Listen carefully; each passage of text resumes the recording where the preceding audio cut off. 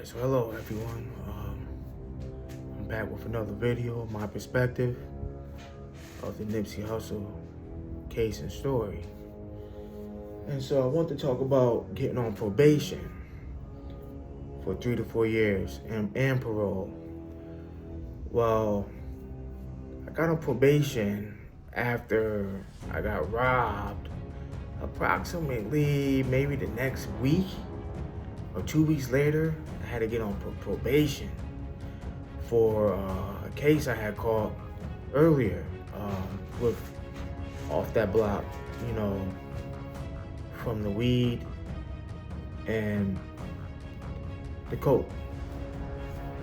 And so I did 3 to 4 years of probation, and I did 6 months of parole because I violated due to a dirty urine. But I remember having to go, I don't know if I went to court or the probation. I remember the probation officer coming to the house to see me. And if I'm not mistaken, after that, I got robbed. It was like 2 weeks after I got robbed. About 2 weeks, 2 weeks after I got robbed. Yeah, so I had to do probation time. And so, that kind of motivated me to stay off the streets. And, I got saved and started going to church and stuff like that for that time period. And it lasted about 3-4 years. Yeah, about 3-4 years. So you were saying like 2008 to 2012, 2013 went by. And I was doing pretty good.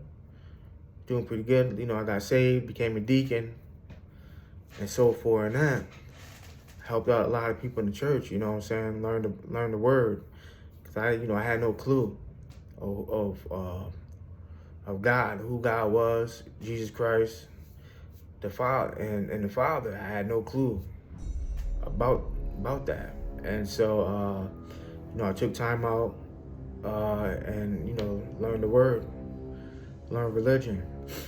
And so, now I'm a Catholic now. So, I go to church every now and then, to pray and stuff like that. But other than that, yeah,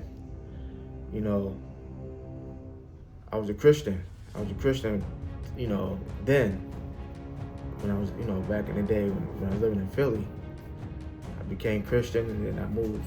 I was Muslim, then I turned Catholic and stuff like that. So I moved forward, with my faith in God and stuff like that. So I know a little something about the word. But yeah, definitely. I did like 3-4 years of probation and parole. I was lucky. And I never forget when I got off parole. I got off parole the last month, or the last week.